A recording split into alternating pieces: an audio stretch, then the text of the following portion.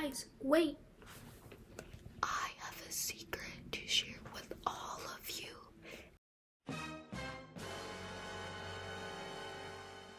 And it is absolutely insane. So I might or might not have teleported information. Like literally poof. What did she say? And no, I did not break physics. But I use something called quantum teleportation. Let me show you how I did this. See, when I first heard about quantum teleportation, I imagined something straight out of a movie. Like one person physically stepping into this huge magical portal and ending up on like the other side of the world. But that's not what that is. So you see, quantum teleportation doesn't actually teleport an object, a person, or any form of physical matter. Bruh. Instead, it teleports information. So the full state of a qubit from one place to another without actually ever moving the qubit itself. I know, it sounds completely insane, but I promise it will make so much more sense once you see it visually. Now before we get into any of the technical terms, let's think of this through a very simple analogy.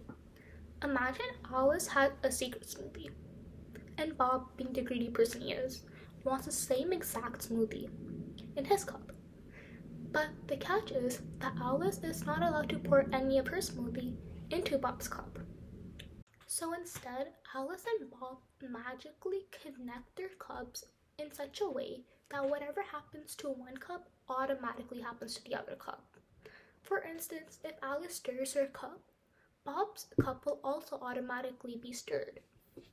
So using that same philosophy, Alice then mixes her cup with the secret smoothie inside of it and gets a tiny code, such as 00, 01, 10, or 11.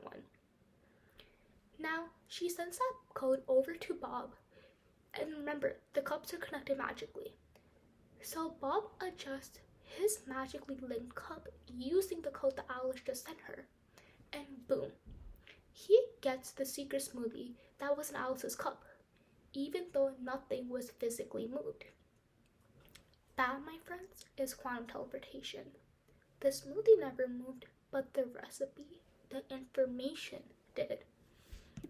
Now, for my project, I want to go beyond just reading about teleportation. Quantum stuff can get really abstract and really confusing really fast, and I personally learn best visually. So I decided I want to see teleportation happen on an actual quantum circuit. No math, no theory, just visually. Okay, so let's start with our actual code. Before we actually start, I just want to point out that this is only part one of my project. I split my projects up into two parts. The first part is where I make a quantum circuit, but it's a very simple quantum circuit with only 3 qubits. And I did this only because I want to actually be able to see how it happens before I add any extra complications. So this is the first part of my project. So to begin, I first downloaded Qiskit. And for those of you who don't know, Qiskit is just IBM's quantum platform, and this is what I will be using for the entirety of my project. Then I just imported some general packages. These are from Qiskit, and then this package is from the math library in Python. This is just to generate random numbers, and we're going to use this specifically to generate the secret quantum state of the secret qubit, and then these are to actually make the circuit. Now, what we do next is create qubit registers. Qubit registers are just groups of qubits together. So just like our analogy, we create 3 qubit registers. The seeker, Alice, who initially starts with the seeker, and then Bob, who the seeker ends up at the end. And we also create classical registers. Remember codes 00, 01, 10, and then 11? Those are all classical bits information because they are the numbers of 0 and 1. So we will need classical registers in order to crack the code at the end. And then of course we just create a quantum circuit. Now to start off, we entangle Alice and Bob together. Just like we magically connected Alice's smoothie cup and Bob's smoothie cup, same sort of thing. We entangle Alice's qubit and Bob's qubit by applying two different gates, the Hamdard gate, Hadmar gate, and the CNOT gate. And of course, we put Alice in control only because Alice is the one that starts with the information, and Bob is a target, meaning we want information to end up at him. This is just for visual effects, nothing that affects it logically. Now this part is a little confusing, so I'm going to explain it really briefly. numpy.random.c42 is just a code to ensure that every time we run the code, the randomness of the random stays the same. This is only because we're doing this for the first time and I don't want it to be too complicated, so I just want the same results to appear each time, even though it is random.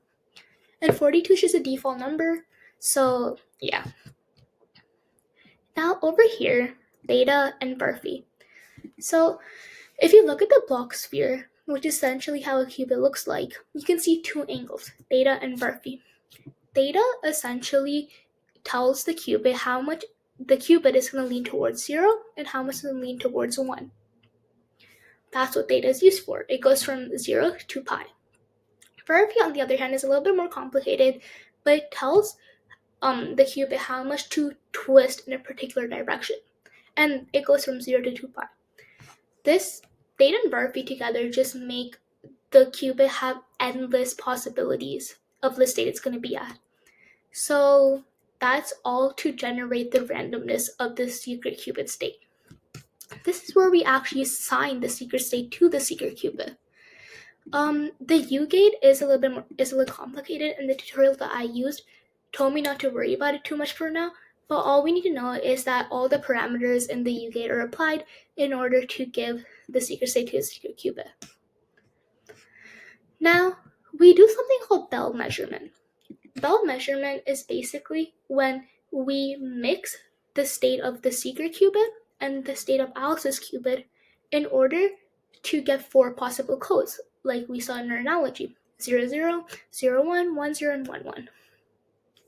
So instead of differentiating between the two, we just mix their states together.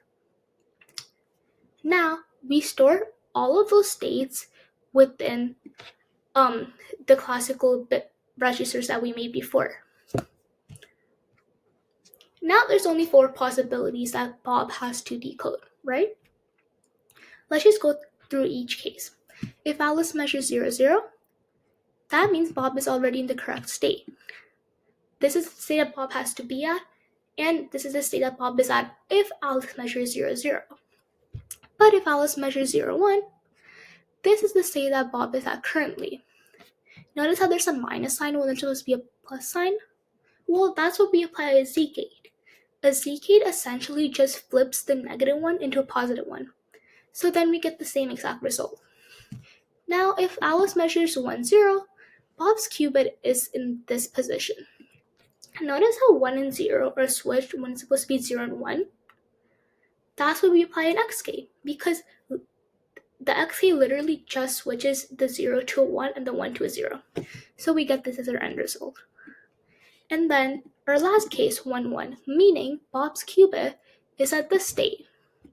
If Bob's qubit is at this state, we'd apply both x-gate and z-gate to fix it. The x-gate changes the 0 and 1, so it becomes this. And then just like in our case 2, we apply z-gate to switch the minus sign to a plus. So this is our end result. So we apply some conditional logic, and this is for case 3, case 2, and then both of case 4. And then of course, we just output our diagram. So this is us telling Python to output our diagram.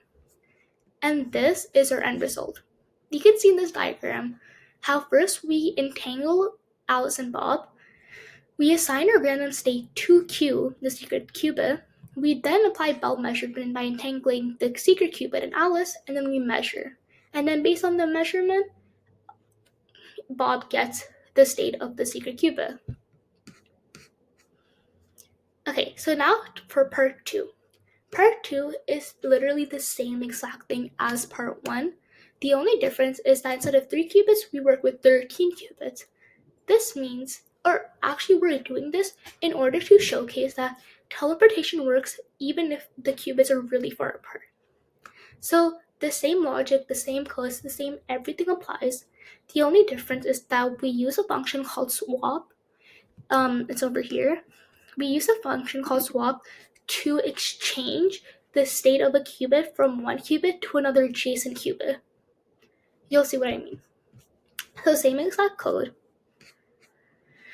Okay, so over here, you can see that we first entangled this qubit, A5, and we entangled B0, these two qubits.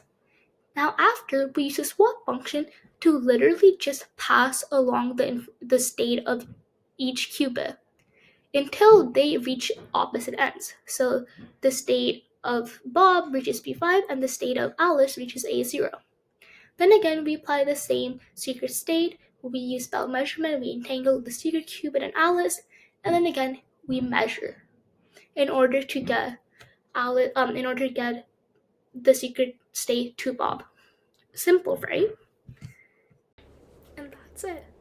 That is how you teleport information from one qubit to another qubit.